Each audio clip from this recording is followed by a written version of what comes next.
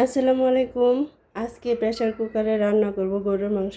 আমি এই যে মাংসটুকু নিয়ে নিয়েছি। গোটা গরম মশলা, আদা রসুন পেস্ট, পেঁয়াজ কুচি, কাঁচামরিচ, তারপর নিয়ে নিয়েছি লবণ, হলুদের গুঁড়া, মরিচের গুঁড়া, ধনিয়া গুঁড়া, জিরে গুঁড়া, সব মশলা একসাথে।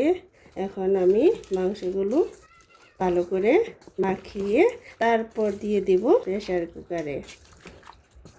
তেলটা আমি এখনো অ্যাড করি নাই, ভালো করে মিশিয়ে তারপর তেলটা আমি অ্যাড করব। এখন পরিমাণ মতো তেল অ্যাড করে আর একটু মাখিয়ে নেব।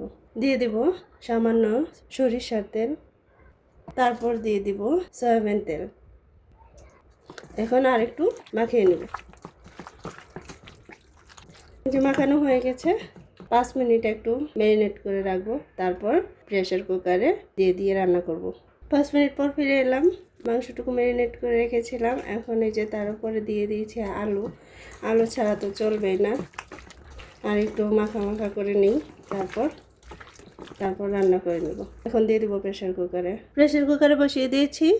মাঝারি আঁচে আমি মাংসটা হয়ে যাবে।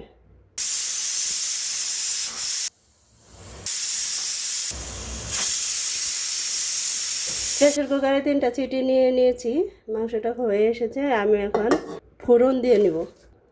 মাংসটা কষিয়ে রান্না করে এভাবে ফোড়ন দিলে অনেক মজা লাগে। তেল দিয়ে দিয়েছি, তেলটা গরম হয়ে এসেছে।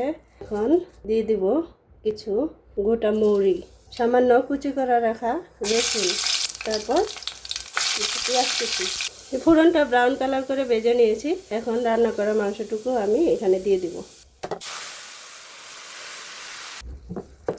মাংসটুকু একটু সাবধানে ভালোভাবে ডালতে হবে, তা না হলে শরীরে লাগবে। এই যে হয়ে এসেছে, নামিয়ে নেব।